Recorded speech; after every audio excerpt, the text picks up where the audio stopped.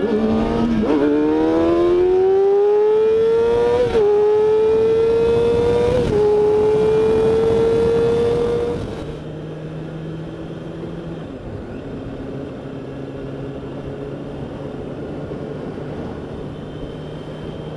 guy standing in a drive-thru. That's different. Can't afford the car, but he can afford the coffee. What is up, YouTube? Piston Slap here. It is a nice, cool, brisk morning. I think we're in the 50s now, like the bottom side of 50. Heading into that oh so wonderful winter month, or I should say fall, but winter is coming. And with that being said, do you guys have your winter gear? Your cold riding gear? It is not fun riding with frozen hands. I shouldn't say frozen, but numb. You know, when you're so cold, you're like clenching your bike, but you can't feel it. I don't know. I'm one of those guys. I like being cold, but at the same fact that, like on a cold day like that, like say if it was 20 degrees out, I'd rather be sweating wearing my riding gear than freezing. I did meet a guy that rides year-round up here, and I'm sure there's many of you guys out there that do.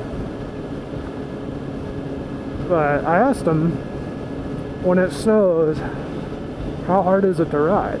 He says it's not too bad, and he told me that his other bike that he rides was more like a dual sport dirt bike, kind of had knobbies on it with studs for riding on the snow and ice, and that is just crazy. You know, I think it's crazy, but I don't know, it kind of made me want to try it. I don't think I'd try it on this bike. You know, I've ridden in some cold weather, but probably nowhere near as cold as that guy. I mean, he was a year-round rider. That's all he owned was motorcycles.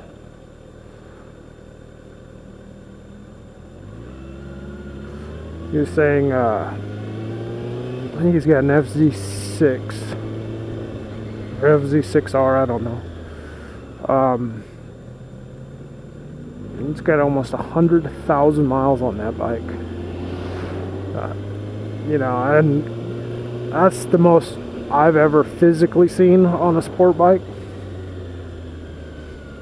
That's a lot. You think about all the stuff inside that motor, all the adjustments and stuff that you're supposed to be making over the lifetime of that motor. What is the lifetime?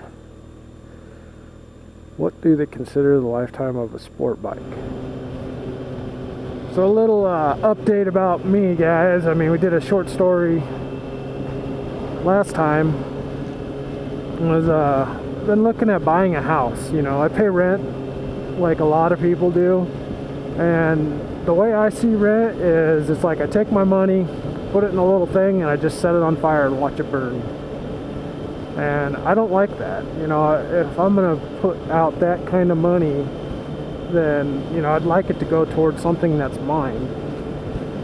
And my rental agreement came up, and I sat down with the wife, and we talked about it and looked at, well, maybe it's time to look into buying a house. So we are currently in that stage of looking. We've talked to the bankers. They're like, oh yeah, go ahead.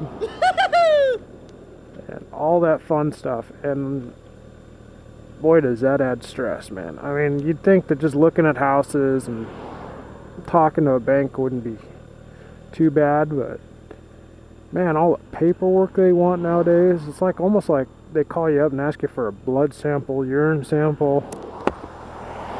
You know, it's ridiculous.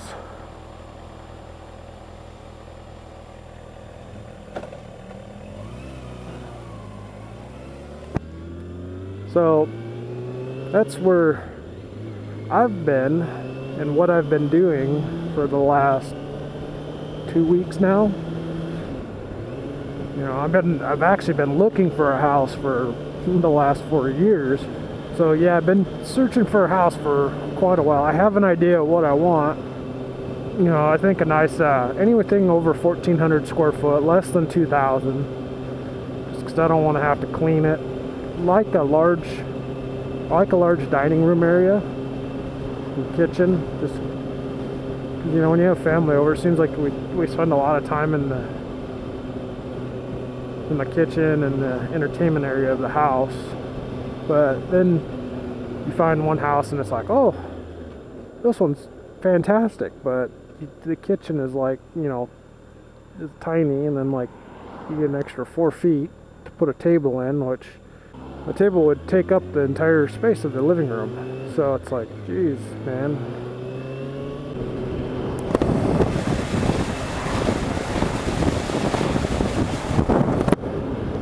Man, I got like an eyelash in my eyeball.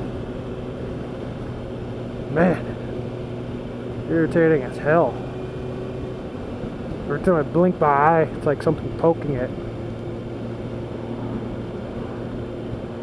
Bringing me to tears. Just kidding. I mean, there is something seriously irritating my eye, but I'm not gonna cry about it.